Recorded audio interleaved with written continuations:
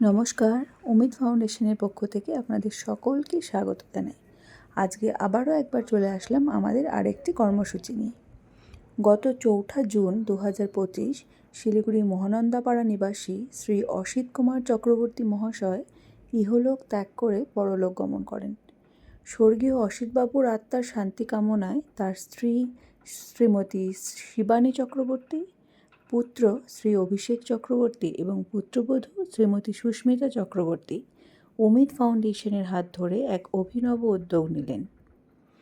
ওনারা অমিত ফাউন্ডেশন টিমের মাধ্যমে টিকিয়াপাড়া মোড়ে অবস্থিত শ্রী শ্রী পরমানন্দ যোগানন্দ যোগাশ্রমের অনাথ অসহায় বাচ্চাদের জন্য কিছু প্রয়োজনীয় সামগ্রী ও শুকনো খাবার দাবার, ফল ইত্যাদি প্রদান করেন।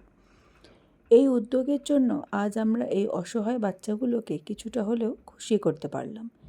এই উদার মনোভাবের সাক্ষী হয়ে থাকতে পেরে আমরা খুবই গর্বিত এবং আনন্দিত।